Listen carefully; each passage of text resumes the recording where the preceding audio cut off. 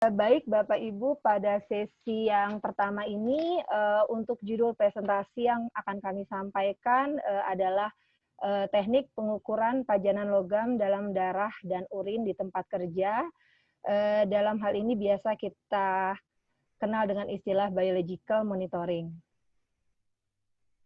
Dalam presentasi yang pertama ini akan saya bagi menjadi 3 agenda. Yang pertama mengenai definisi biomonitoring, kemudian yang kedua hal-hal apa saja yang perlu diperhatikan dalam persyaratan pengambilan sampel darah dan urin, dan yang ketiga mengenai teknik pengukuran analisis logam sampai dengan tahap perhitungannya. Baik, Bapak Ibu, kita lanjut saja. Estimasi waktunya sekitar berapa lama, Mbak Santi, untuk presentasi? 40 menit, Mbak Ana. Oke, baik. Oke. Bapak Ibu, saya yakin Bapak Ibu semua di sini sudah familiar. Ada baiknya sebelum kita masuk ke definisi biomonitoring, saya ingin memaparkan mengenai rute-rute pajanan utama, bagaimana cara masuknya senyawa kimia dalam tubuh kita. Sebagaimana kita ketahui bahwa di tempat kerja Bapak dan Ibu pasti banyak pajanan senyawa-senyawa kimia, variasinya juga cukup banyak. Beberapa jenis senyawa kimia tadi memiliki wujud yang biasa kita kenal secara sederhananya adalah wujud padat, cair, maupun gas. Namun karena seiring adanya tahap atau proses pekerjaan yang kita lakukan, memungkinkan senyawa-senyawa kimia tadi akan beralterasi atau mengalami perubahan fase atau wujud. Sebagai contoh bisa saya uraikan sebagai berikut. Misalnya Bapak Ibu sedang bekerja menggunakan solvent atau pelarut yang pada awalnya bersifat cair, namun karena adanya proses tahapan panas yang digunakan, maka dia akan berubah menjadi wujud uap. Begitu pula juga bisa terjadi di tempat kerja, misalnya Bapak Ibu melakukan kegiatan pengelasan atau yang biasa kita kenal dengan welding fumes. Pada awalnya kita gunakan metal yang berwujud padat, namun karena terkena panas dia akan berubah menjadi fumes atau aerosol padat. Yang saya sebutkan tadi seperti partikulat, vapor, gas, fumes, itu akan menjadi kontaminan airborne kontaminan yang akan memungkinkan sekali jenis-jenis stresor kimia tadi masuk ke dalam tubuh manusia melalui proses pernafasan atau inhalasi. Sedangkan untuk fase senyawa kimia dalam bentuk padatan atau cairan, dia dapat masuk ke rute ingesti atau pencernaan. Biasanya ini disebabkan dikaitkan dengan personal hygiene seseorang, misalnya dia lupa mencuci tangan, sedangkan dia habis kontak dengan solvent pelarut yang digunakan, sehingga pada saat makan menjadi tertelan masuk ke dalam saluran cerna. Kemudian selain itu ketika pekerja misalnya dia kontak dengan senyawa kimia kemudian lupa menggunakan sarung tangan, sedangkan senyawa kimia tadi memiliki kepolaran yang sama dengan lemak yang ada di bawah kulit kita, akan memungkinkan sekali Bapak Ibu akan memungkinkan sekali untuk masuk ke dalam tubuh manusia melalui absorpsi kulit. Jadi 3 rute utama pajanan tadi yang memungkinkan senyawa-senyawa kimia itu masuk ke dalam tubuh manusia.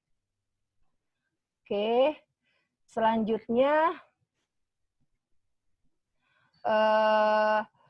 pada tahun 1980 EEC, European Economic Community, NIOSH, National Institute for Occupational Safety and Health, dan OSHA, Occupational Safety and Health Association, mendefinisikan pemantauan biologi sebagai pengukuran dan penilaian terhadap substansi tertentu, maksudnya di sini adalah zat kimia tersebut, atau metabolitnya dalam jaringan sekresi atau ekskresi atau udara panas atau exhale air, atau gabungan dari ketiga tadi, untuk kita ketahui atau kita evaluasi pajanan dan risiko kesehatannya.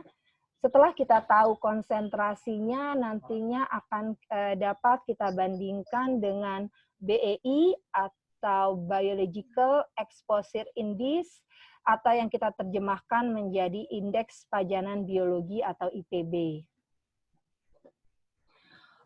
Untuk biomonitoring ini, media sampling atau bahan sampling yang bisa kita gunakan antara lain darah, urin, ASI, air susu ibu, udara nafas, rambut, kuku, lemak, tulang, dan jaringan lain.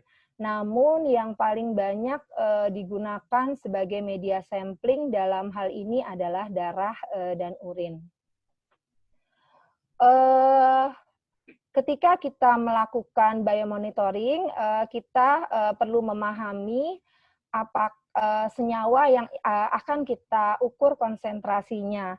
Apakah jika senyawa kimia yang masuk ke dalam tubuh setelah termetabolisme menghasilkan senyawa itu sendiri, tetap dalam bentuk senyawa itu sendiri, ataukah dia sudah menjadi metabolitnya, artinya berubah wujud.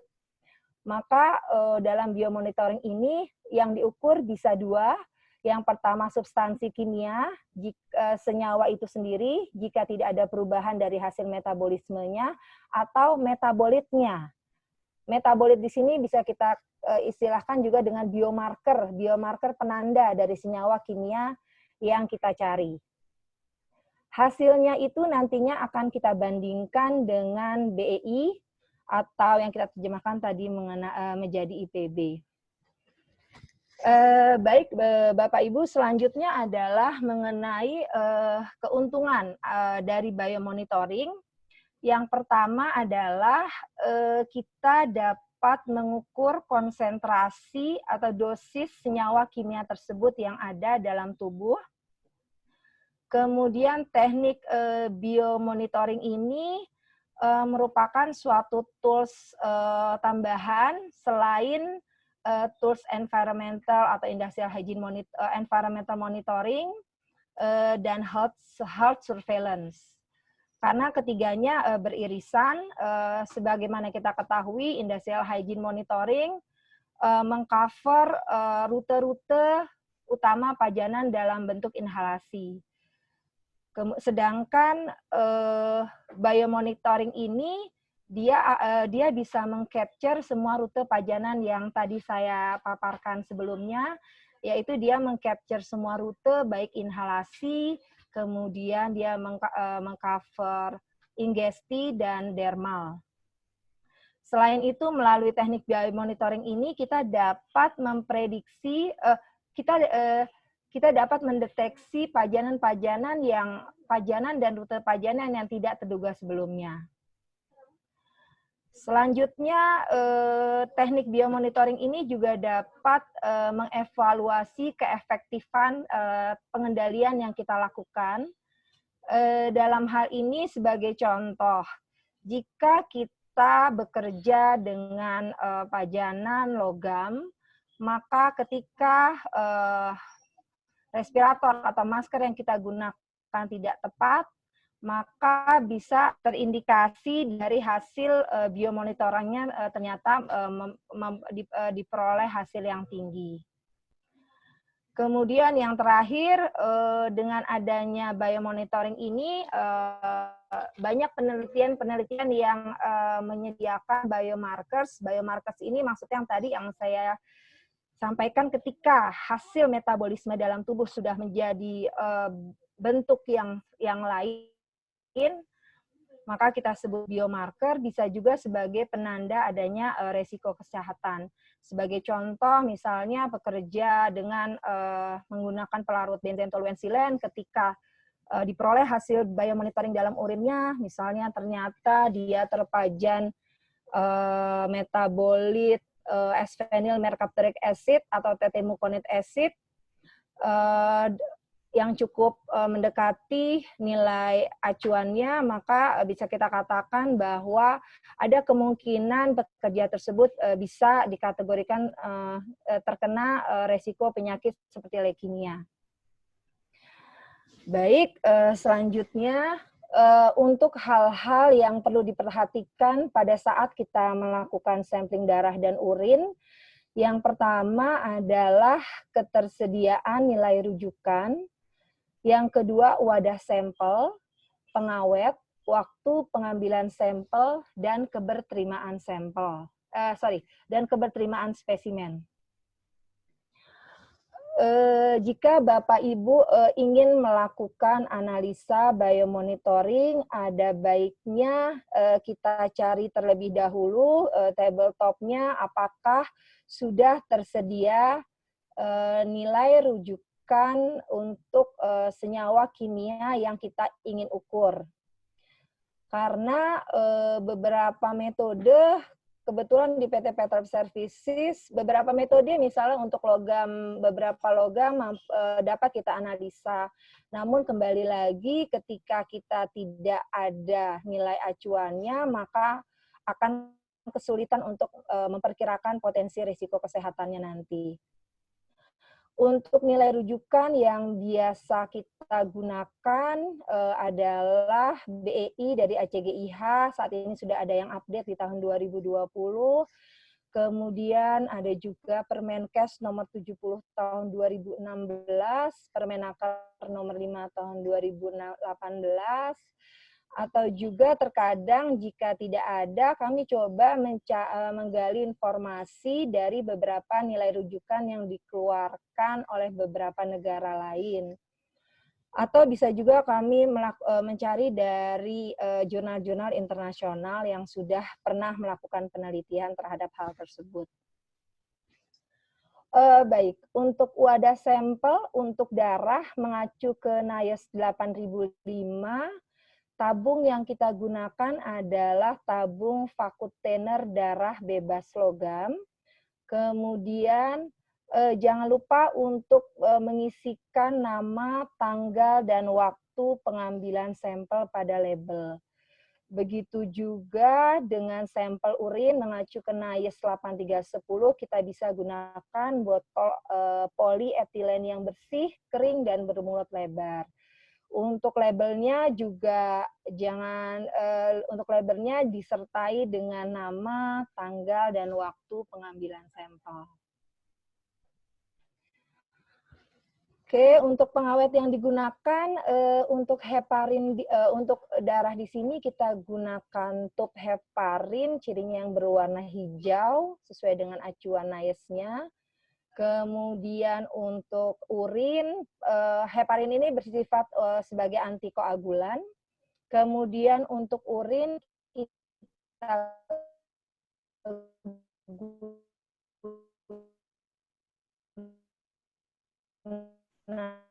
Halo Mbak Ana. HNO3 pesanan atau pengiriman sampel. Ya, Maaf terputus tadi koneksinya mungkin ya. Suaranya agak hilang-hilang sedikit. Mungkin bisa diulang sedikit, Mbak. Dari yang mana Mbak Lela? Sekitar beberapa detik. Oke, saya dari slide yang sama aja ya? Ya, atau yang sama aja. Oke, baik. Untuk pengawet yang kita gunakan, untuk darah, kita menggunakan heparin sebagai antikoagulan. Kemudian untuk logam-logam yang bisa dianalisa, bisa dilihat dalam slide yang ditampilkan ini. Kemudian untuk urin, kita mengacu ke NIOSH 8310, kita gunakan pengawetnya adalah HNO3 asam nitrat concentrated. Setelah diberikan pengawet, Bapak dan Ibu, untuk penanganan sampel darah dan urin selama perjalanan dapat meletakkan blue ice di antara masing-masing tub darah maupun pot urin, dan pada saat pengiriman jangan lupa untuk menambahkan ice box di dalamnya. Oke, saya lanjutkan dulu. Mbak Lela sudah terdengar, Mbak Lela? Bagus Sudah, Mbak, suaranya Mbak jelas. Ana. Ya. Oke, saya lanjutkan. Untuk waktu ke ACGIH mengacu ke Permenkes dan Permenaker, ada beberapa tipe pengambilan sampel. Yang pertama, prior to shift. Prior to shift di sini waktu pengumpulan yang direkomendasikan adalah 16 jam setelah pajanan berhenti, tapi sebelum pajanan di hari berikutnya. Kemudian during shift, waktu pengambilannya bisa kapan saja selama shift, asalkan setelah 2 jam pajanan. Kemudian end of shift, rekomendasinya adalah segera setelah pajanan dalam akhir shift tersebut berhenti. Kemudian end of the work week, artinya setelah 4 atau 5 hari waktu kerja dalam 1 minggu pajanannya berakhir. Kemudian yang ketiga adalah discretionary atau not critical, artinya sampel darah maupun urin dapat diambil dalam kurun waktu kapan saja.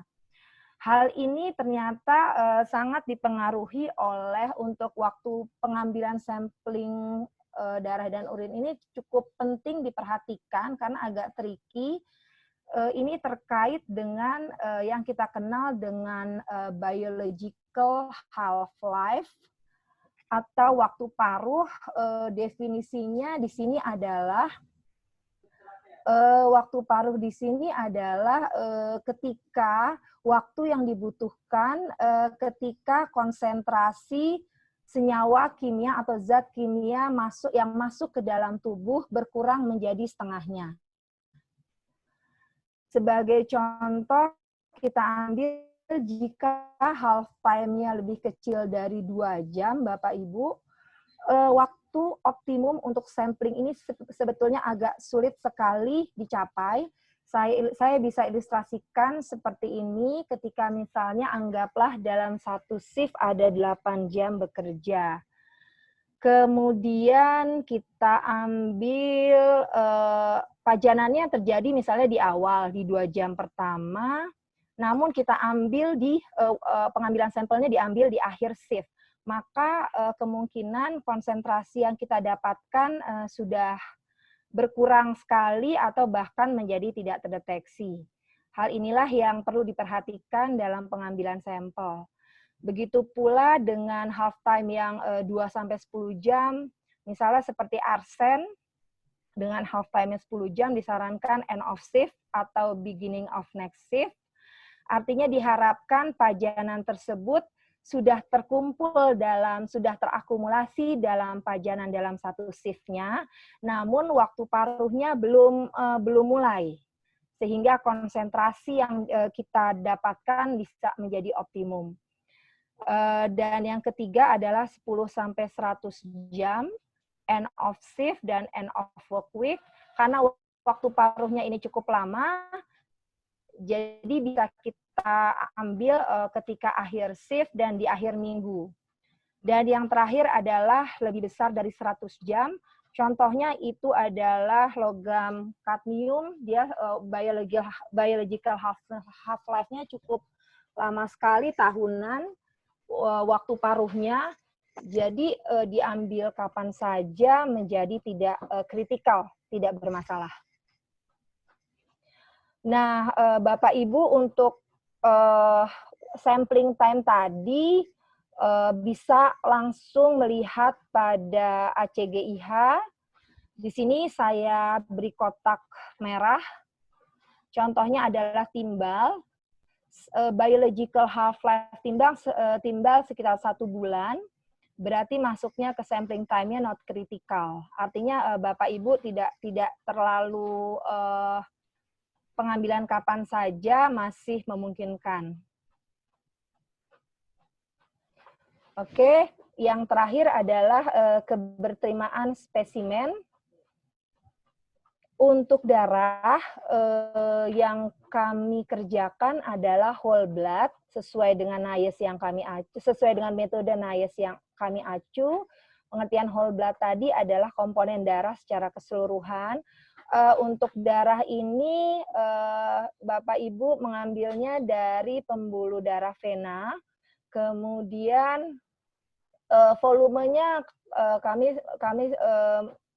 biasanya kami butuh sekitar 2 sampai 3 tub, sekitar 10 mili, supaya kalau ada pengulangan kami bisa melakukan pretest kembali tanpa harus mengambil lagi untuk sampel darahnya.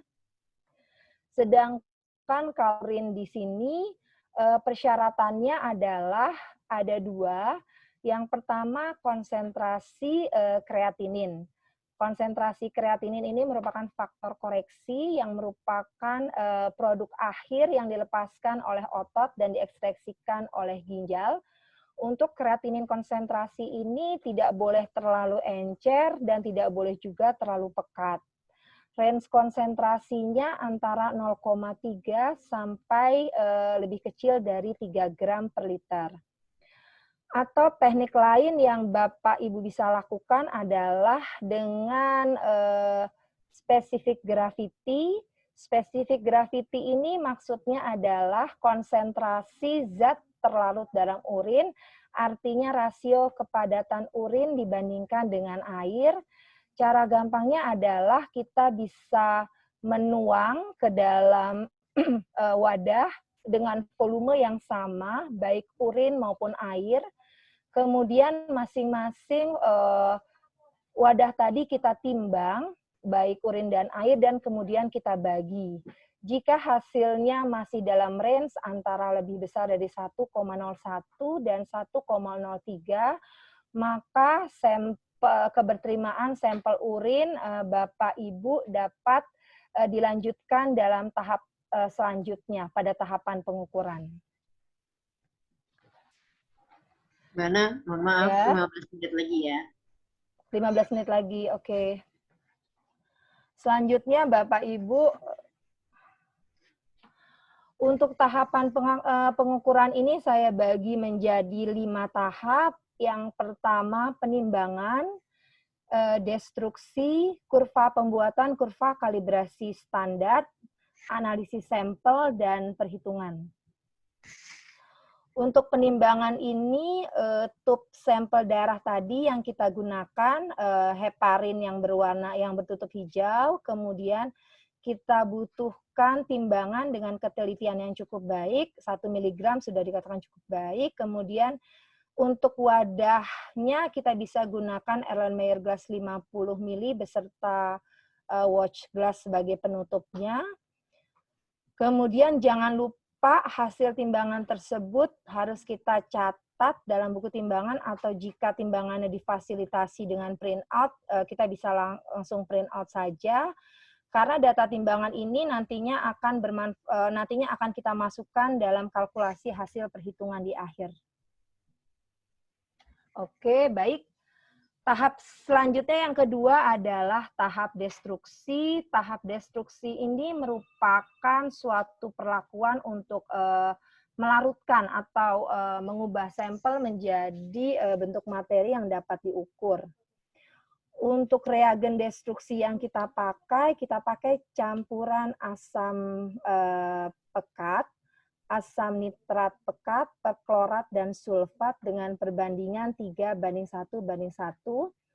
Di sini peralatan destruksi yang kita gunakan bisa menggunakan yang manual seperti hot plate untuk memanaskan. Kemudian kita butuhkan pipet ukur dan balep. Balep itu yang berwarna merah tadi untuk suction-nya, untuk menyedotnya. untuk memindahkan sejumlah reagen asam pekat tadi ke dalam Erlenmeyer untuk tahapan proses destruksi. Untuk suhu destruksi di sini kita naikkan secara gradual, jangan sampai bumping. Kita naikkan, misalnya kita start di 110, kita naikkan bertahap hingga tercapai misalnya suhu 250 derajat. Cirinya destruksi ini sudah sempurna untuk dikerjakan adalah ketika larutan yang kita peroleh sudah clear atau sudah jernih. Baik, selanjutnya tahap yang ketiga adalah tahap pembuatan kurva kalibrasi standar. Di sini kita bisa menggunakan logam standar baik tunggal maupun campuran yang sudah tersertifikasi. Kemudian kita buat deret konsentrasi. Untuk deret konsentrasi ini sebisa mungkin mewakili dengan nilai reference yang kita gunakan. Misalnya logam timbal, misalnya range-nya sampai batasannya sampai 200 mikrogram per liter, maka kita buat dari range rendah ke range tinggi supaya bisa mengcover. Kemudian setelah kita buat kurva, kita analisa dan kita peroleh persamaan garis lurus atau regresi. Di sini kami menggunakan untuk persamaan regresinya minimal 0,99. Oke, baik. Selanjutnya adalah tahap analisis sampel. Untuk analisis sampel di sini, Bapak Ibu bisa menggunakan instrumen AAS atau Atomic Absorption Spectrophotometer dengan range detektor yang bervariasi. Yang kami punyai di sini adalah yang flame. Kemudian kita bisa gunakan juga inductively coupled plasma, optical emission spectrometry atau ICP-OIS, atau jika dibutuhkan yang deteksinya sangat sensitif sekali, kita bisa gunakan ICP-MS. Saya ingin mengilustrasikan perbandingan antara AAS dan ICP-OES. Untuk investasinya secara otomatis AAS lebih masuk budget dibandingkan dengan ICP mungkin di awal-awal startup. Untuk batas deteksinya di sini yang saya menggunakan detektor nyala. Jika kita butuh hanya batas deteksi yang sedang dalam level ppm, part per million, bagian per sejuta, kita bisa cukup menggunakan AAS. Namun jika kita membutuhkan batas deteksi yang lebih baik lagi, kita bisa menggunakan ICP. Jadi ini custom sesuai dengan kebutuhan. Kemudian di AAS sistemnya single element, artinya ketika kita menganalisa untuk logam PB misalnya, berarti kita harus memasang sumber lampu holocathode lamp-nya adalah PB. Ketika kita ingin mengganti logam lain, maka kita harus mengganti source holocathode lamp-nya terlebih dahulu, baru bisa kita analisa. Jadi sekali running single element. Sedangkan ICP ini dalam satu kali running bisa multi elemen. Dalam satu kali running kita bisa menganalisa logam-logam secara simultan. Oke, untuk selanjutnya adalah di AAS ini memang tidak memiliki kemampuan screening, sedangkan di ICP memiliki kemampuan screening tadi karena ICP memiliki kemampuan untuk analisis multi-elemen. Jadi bermanfaat sekali ketika Bapak Ibu ada pekerjaan welding. Kemudian material awal yang digunakan masih belum jelas mengandung senyawa logam apa saja, sehingga kita bisa lakukan screening terlebih dahulu untuk mendeteksi logam-logam apa saja yang terjerap dalam kertas saring yang kita gunakan untuk dalam pengambilan sampelnya. Untuk produktivitasnya bisa dikatakan untuk AAS produktivitasnya cukup baik untuk jumlah sampel yang memang tidak bisa dalam jumlah banyak, Sedangkan ICP karena tadi multi elemen, maka produktivitasnya cukup baik dan ekonomis. Oke, baik Bapak Ibu, sedikit lagi untuk tahapan pengukuran darah sudah cukup sampai slide sebelumnya. Namun tahapan pengukuran urin di sini tadi sudah saya sempat singgung, kita butuhkan tambahan pengukuran ada 2, kita bisa pilih, bisa specific gravity, atau bisa juga kita gunakan kreatinin konsentrasi, menghitung konsentrasi kreatinin. Untuk di perusahaan kami, di Petrolab, kami memilih untuk mendeteksi screening awalnya apakah urin Bapak memenuhi persyaratan adalah dengan metode kreatinin. Kenapa? Karena ketika kreatininnya kita sudah ukur di awal dan masuk range, kita bisa lakukan analisa, masuk ke dalam tahap pengukuran dengan alat. Data kreatinin tadi dibutuhkan juga pada tahap perhitungan akhir, dikarenakan konsentrasi nilai reference value, nilai acuan yang tertera pada BEI ataupun IPB tadi seringkali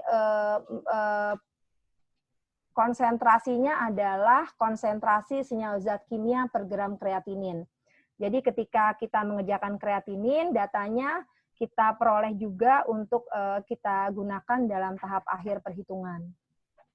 Kemudian untuk kreatinin di sini kita menggunakan prinsip pengukuran Jaffe reaction tanpa deproteinase. Jadi di sini kreatinin yang diperoleh dari urin Bapak dan Ibu akan kita reaksikan dengan asam pikrat dalam kondisi basah. Di sini kita bisa gunakan NaOH sehingga dapat membentuk kompleks kreatinin asam pikrat. Waktu terbentuknya kompleks kurang lebih sekitar 15 menit. Di sini bisa kita lihat warna semakin pekat menunjukkan konsentrasi kreatinin yang semakin tinggi. Instrumentasi yang kita gunakan adalah spektrofotometer UV visible. Oke, selanjutnya adalah tahap pengukuran. Untuk konsentrasi logam dalam darah, jika satuan yang diminta dalam BEI-nya adalah mikrogram per gram, maka hasil dari pembacaan logam, misalnya dalam satuan ppm mikrogram per mili, kita kali dengan volume pengenceran, dan jangan lupa kita bagi dengan bobot sampel. Bobot sampel ini adalah bobot sampel yang kita timbang di awal pada saat tahap penimbangan. Sehingga kalau kita kalikan satuannya, maka didapatkan hasil konsentrasi dalam mikrogram per gram. Begitu juga dengan konsentrasi logam dalam urin, satuannya biasanya di ACGIH itu adalah banyak yang juga meminta mikrogram per gram kreatinin. Caranya adalah hasil pembacaan dari logam, tinggal kita bagi dengan konsentrasi kreatininnya. Yang perlu diperhatikan adalah satuannya perlu kita samakan sehingga kita bisa mencoret satuan tadi sehingga dihasilkan satuan mikrogram per gram kreatinin. Oke, yang terakhir Bapak Ibu, tadi saya sudah singgung di depan adalah keuntungan dari biomonitoring. Namun ternyata permasalahan di biomonitoring cukup banyak. Yang pertama adalah tidak semua bahan zat kimia yang kita gunakan dalam tempat kerja ada indikator dan BEI-nya. Indikator di sini maksudnya biomarkernya dan nilai indeks pajanan biologinya. Kemudian lab rujukannya juga masih cukup jarang. Nah, yang ketiga ini seharusnya sih pengukuran biomonitoring ini ketika masuk ke Permenkes dan Permenaker mungkin sudah merupakan keharusan, tapi sampai dengan saat ini masih belum merupakan keharusan, jadi masih ditolerable. Terakhir pelatihan yang saya ikuti kemungkinan di tahun 2020 ini akan diberlakukan untuk biomonitoring. Kemudian tadi yang terakhir adalah karena hasil biomonitoring tersebut perlu dari persyaratan sampling darahnya, kemudian fisiologis manusianya berbeda-beda, kemudian reaksi atmenya juga berbeda-beda antara setiap orang, sehingga di sini kita sangat membutuhkan dokter kesehatan kerja untuk mengelola hasil biomonitoring tersebut. Ini daftar pustaka yang saya gunakan. Baik, Bapak Ibu, terima kasih atas perhatiannya. Saya kembalikan kepada Mbak Santi sebagai moderator. Oke, terima kasih Mbak Ana. Sebelum melanjutkan, mungkin saya menyapa dulu, sudah hadir di antara kita, pembicara atau narasumber kita yang kedua. Sudah ada Prof. Meli. Ya, sudah hadir bersama kita. Baik, Bapak Ibu, itu tadi pemaparan ya atau pembahasan atau penjelasan dari teknik pengukuran pajanan logam ya, ketika ada kita sampling logam, sampling darah atau urin, kemudian ingin diketahui berapa kadar logamnya. Nah, itu tadi teknik pengukurannya sudah yang kita dapat lakukan. Kemudian saya di chat, saya belum lihat ada ini pertanyaan. Masih mau dikumpulkan barangkali ya, Bapak Ibu ya? Saya belum lihat ada pertanyaan yang... Oke, baru muncul satu. Yang bagus pada urin atau darah ya? Tadi sudah dijelaskan, itu ya Pak ya, bisa di keduanya ya, dan dilihat lagi tadi ada nilai rujukannya atau tidak di dalam darah dan di dalam urin tersebut. Seperti itu. Mungkin nanti kita, ini saya bisa, ya silakan Mbak Ana. Ya, sebentar.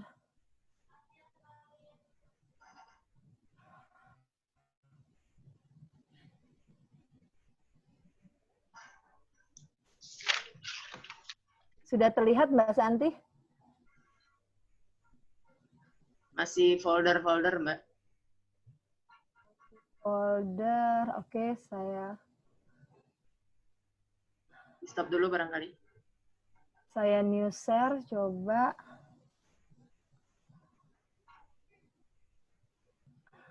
Sudah Mbak?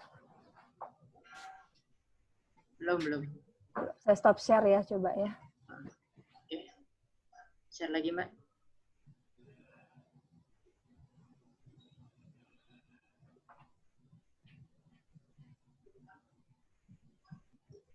Sudah Mbak? Ya. Sudah Mbak Santi? Ya, sudah. Tadi pertanyaannya adalah Bapak dan Ibu bisa mengacu ke ACGIH di sini. Memang belum, yang saya katakan kelemahan biomonitoring ini masih belum banyak untuk biomarkernya. Jadi untuk apakah lebih baik di darah atau urin, Bapak Ibu silakan lihat di bagian ACGIH, bagian BEI. Di sini ada misalnya Bapak Ibu ingin menganalisa logam arsen. Nah, di sini logam arsen yang sudah ada BEI-nya adalah arsen dalam urin, yaitu sebesar 35 mikrogram arsen per liter. Kemudian kalau kita ingin menganalisa logam kadmium, di sini bisa kita lihat untuk acuan BEI-nya, kita bisa lihat sudah tersedia. Dan tinggal dilihat saja Pak, jangan sampai matriks yang kita gunakan tidak sesuai dengan BEI yang ada. Maksudnya supaya klop Pak. Ketika di acuannya kita menggunakan urin, maka sampel yang kita ambil urin, ketika di acuannya menggunakan darah, kita gunakan darah. Seperti itu Mbak Santi. Oke, terima kasih. Tanya dari Pak Andri tadi ya Pak ya. Semoga sudah bisa menjawab. Oke, kemudian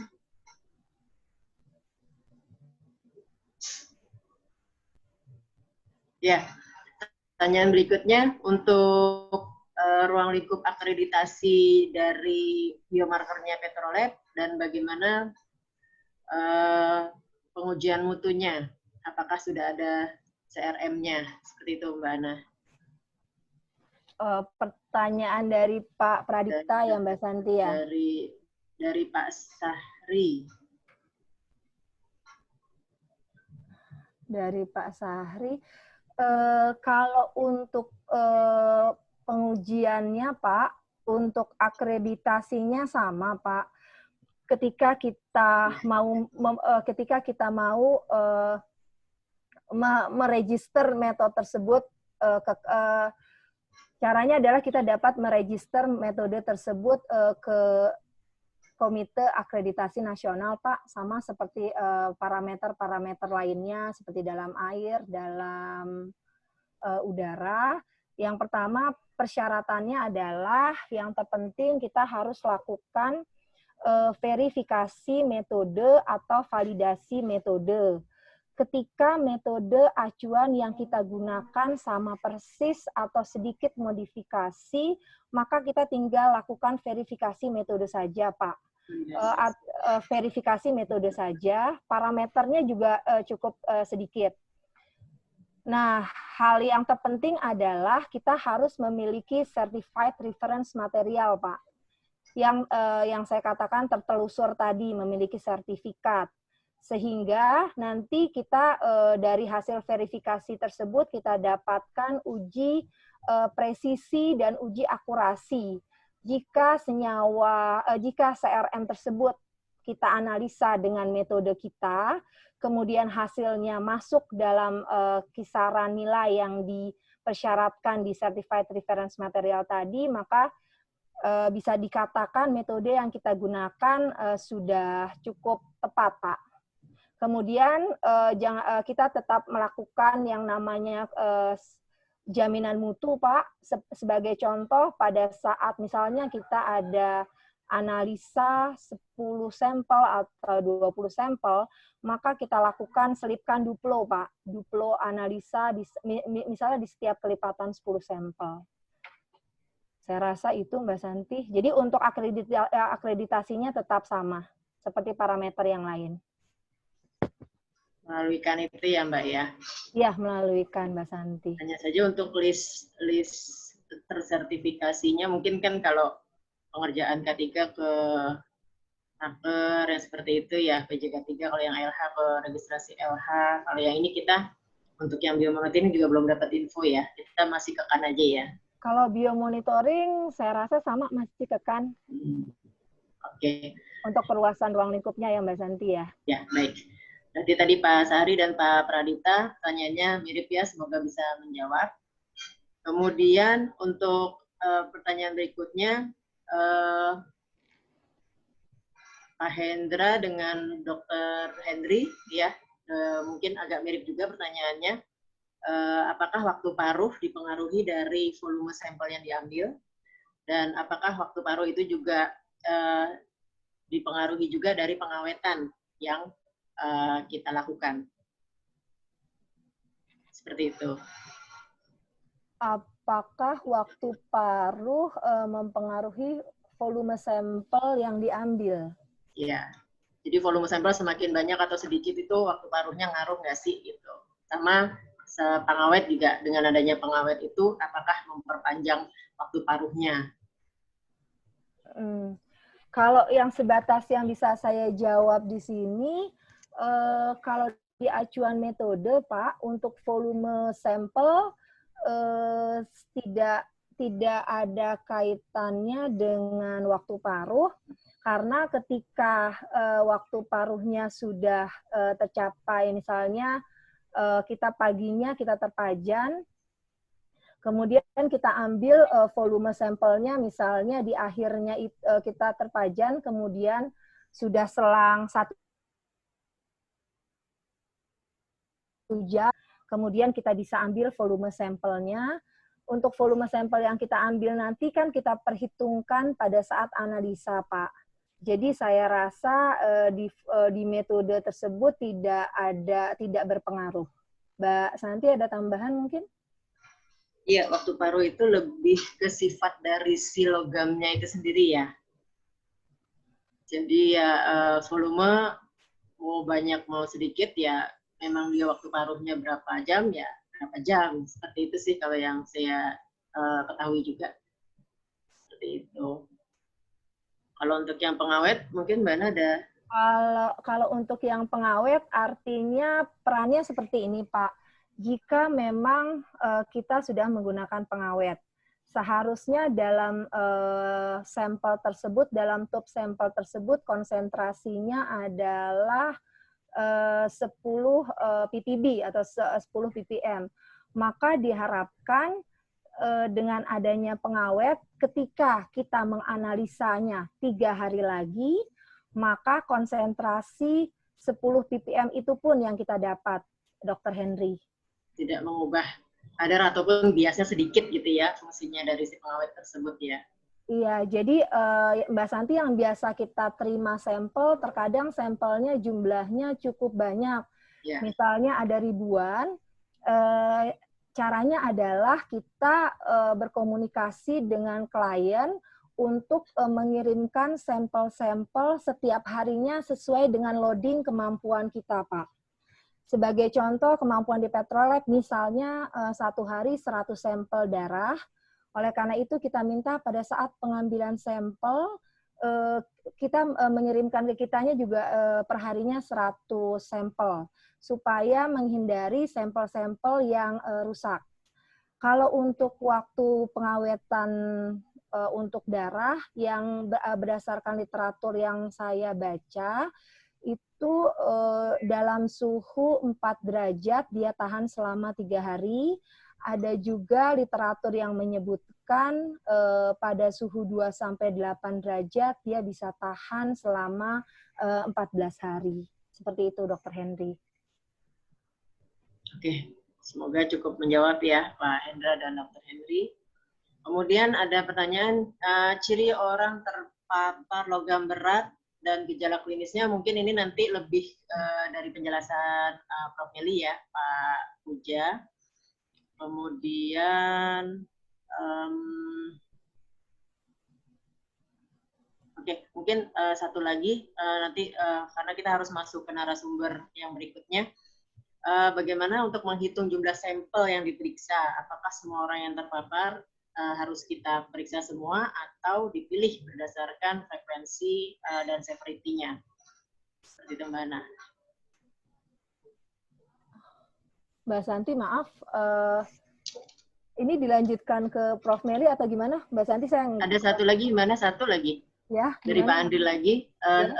Ketika ada pengukuran atau sampling, yang diukur itu harus semua yang terpajan atau bisa dilakukan pemilihan berdasarkan frekuensi dan severity-nya. Oke, baik Pak Andri, untuk biomonitoring ini kan tadi yang seperti saya jelaskan di awal adalah sebagai pelengkap ketika misalnya kita sudah melakukan pengukuran industrial hygiene di pengukuran IH di tempat kerja. Jadi langkahnya adalah memang kita lakukan pengukuran health risk assessment. Yang pertama kita harus paham dulu bahwa pajanan yang memajankan kita itu apa. Kemudian kita bisa lakukan health risk assessment. Dari health risk assessment tersebut nanti terlihat misalnya di pajanan di udaranya, misalnya konsentrasi logam timbal atau kadmiumnya cukup tinggi, berarti ada kemungkinan dia bisa juga terpajan masuk ke dalam tubuh manusia. Setelah itu bisa kita analisa biomonitoringnya. Kalau untuk frekuensi dan severity, saya rasa bisa Pak, bisa pertimbangannya karena terkait dengan cost yang dikeluarkan, karena kita bisa memahami tidak semua pekerja memiliki frekuensi dan severity yang cenderung tiap hari terpajan, ataukah hanya di office saja, ataukah hanya satu minggu hanya terpajan dalam satu hari. Jadi saya rasa bisa Pak, sangat bisa sekali. Oke, baik. Mungkin untuk dari teknis pengukuran itu dulu ya, karena kita harus masuk ke narasumber yang berikutnya.